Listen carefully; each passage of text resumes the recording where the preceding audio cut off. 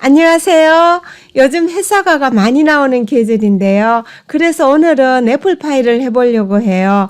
주로 디저트에는 흰 밀가루와 버터, 유제품, 설탕을 많이 사용하는데요.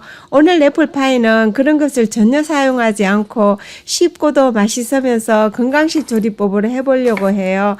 주로 사과 파이를 할 때 보면은 껍질을 벗기고 하는데요. 제가 준비한 사과는 사이즈가 작고 껍질이 얇았어요. 그래서 껍질째 사용하려고 해요. 이렇게 4등분 한 다음에 잘게 썰어 주시면 되겠어요. 한 개 정도는 나중에 데코레이트 할 거라서요. 그냥 얇게 슬라이스 하도록 할게요. 데코레이트용은 가능하면은 이렇게 얇게 썰어야 나중에 모양 내기가 좋겠죠. 이렇게 썰은 사과는 불에 한 7분 정도 졸여줄 거예요. 냄비에 담고요. 설탕 대신 아가베 시럽을 준비했어요. 2큰술을 넣을 텐데요. 요거는 취향에 따라서 가감하셔도 되는데요. 좀 더 스윗하게 드시고 싶으면 한 3큰술 넣으셔도 되겠죠. 소금은 2꼬집 정도, 그러니까 한 8분의 1 작은술 정도 넣어주시고요. 시나몬 가루라 불리는 계피가루도 한 작은술 넣도록 할게요. 이렇게 골고루 섞어 주시고요. 이제 스톱을 옮겨서 졸여보도록 하겠습니다. 불은 중불로 해서 한 7분 정도 서서히 졸일 텐데요. 물은 전혀 넣지 않아요. 잠깐 졸이다 보면은 이렇게 물이 생겨나거든요. 이렇게 한 7분 정도 사과 졸이는 시간에 파이 크러스트를 충분히 만들 수 있는데요. 중간에 다른 거 하다 보면은 또 혼돈이 될 것 같았어요. 그래서 요걸 다 끝내놓고 파이 크러스트를 만들어야 할 것 같아요. 한 7분 정도 졸였는데요. 사과가 반 정도로 줄어들었네요. 그러면 마지막으로 전분물을 넣어줄게요. 전분가루 한 작은술에 물 한 큰술을 넣고 섞은 전분물이에요. 이렇게 전분물을 넣고 불을 끄면은 사과가 다 졸여졌는데요. 전분물이 들어가면은 좀 더 윤기가 나고요. 또 농도가 좀 더 먹음직스러워 보이죠? 이렇게 사과를 다 졸였고요. 이제 파이 크러스트를 만들어 볼게요. 크러스트에는 밀가루, 설탕, 버터 대신에요. 호두와 건포도 그리고 오트밀 가루를 넣을 텐데요. 오트밀 가루 대신에 아몬드 가루를 넣어도 좋더라고요. 그리고 아몬드 밀크 반컵이 들어갈 텐데요. 정확한 분량은 만들면서 말씀드리도록 하겠습니다. 호두 2컵을 푸드 프로세스에 넣어주시고요. 버터나 각종 유제품 대신에 이래 몸에 좋은 불포화 지방산이 풍부한 견과류로 대체하면 건강에 도움이 될 텐데요. 요즘 질병의 대부분은 동물성 기름에 기인된다고 할 정도로 과도한 지방과 유제품은 제한을 해야 할 필요가 있는 것 같아요. 설탕 대신에 건포도 1컵을 넣었고요. 아몬드 밀크 반컵도 넣어주세요. 두유나 다른 식물성 밀크도 괜찮고요. 소금은 4분의 1 작은술 넣어주세요. 이렇게 해서 곱게 갈면은 아주 맛있는 호두잼이 되는데요. 이 호두잼은 한참 전에 칼바상 요리 채널에 한번 소개한 적이 있어요.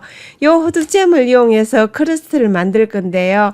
열을 가하지 않고 설탕 없이 건강식으로 만들 수 있는 초간단 만난잼이에요. 혹시 손쉽게 잼 만드는 방법이 없나 하시는 분들이 계시다면요. 이렇게 만들어서 빵에 한번 발라 드셔보세요. 얼마나 맛있는지요. 여러분들께서 아마 놀라실 거예요. 아, 정말 고소하고 맛있네요. 네, 요 완성된 호두잼에다가 오트밀 가루를 1컵 넣어주면은 크러스트가 완성이 되는데요. 오트밀 가루 대신에 아몬드 가루를 넣어도 괜찮더라고요. 이 오트밀은 그래놀라나 죽 등 아침 식사로도 좋고요. 또 가루는 각종 빵이나 제과 그리고 여러 가지 부침 요리를 할 때 활용도가 아주 높은 식재료인데요. 그래서 세계 10대 슈퍼푸드에 들어갈 정도로 영양이 풍부하죠. 스파츌라보다는 아무래도 손이 낫겠네요. 일회용 장갑을 끼고 할게요.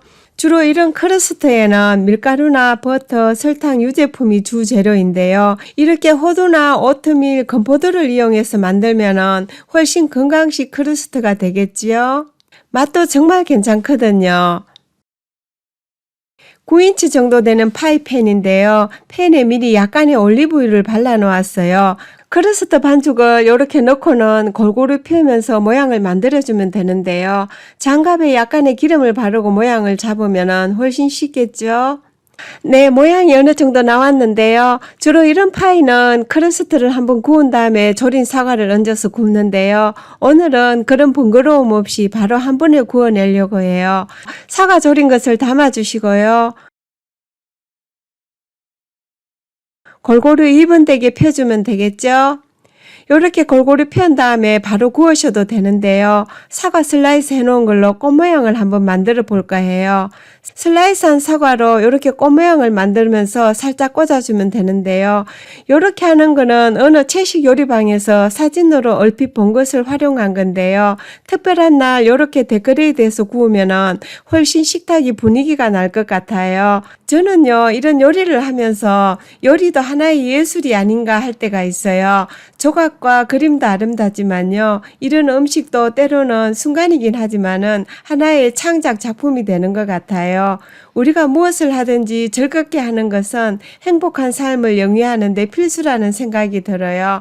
그리고 요 사과꽃 사이에 호두 조각 낸 것을 약간 끼얹어 주도록 할게요. 하나씩 씹히는 식감이 좋을 것 같았어요. 네, 이렇게 해서 325도에서 30분 내지 35분 정도 구워주면 되는데요. 오븐은 미리 예열을 해놓았어요. 네, 30분 정도 지났는데요. 꺼내 볼게요. 네, 잘 구워져 나왔네요. 이렇게 구운 파이는 실온에서 한 30분 내지 1시간 정도 식힌 후에 드시면 좋겠죠? 이제 몇 주 후면은 땡스기빙 추수감사절인데요. 디저트로 이런 건강식 애플파이 어떨까요?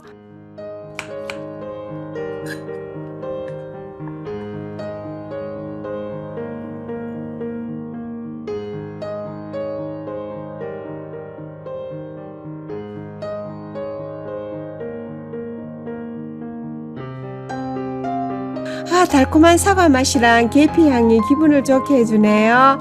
네, 오늘도 함께 해주셔서 감사합니다. 안녕히 계세요.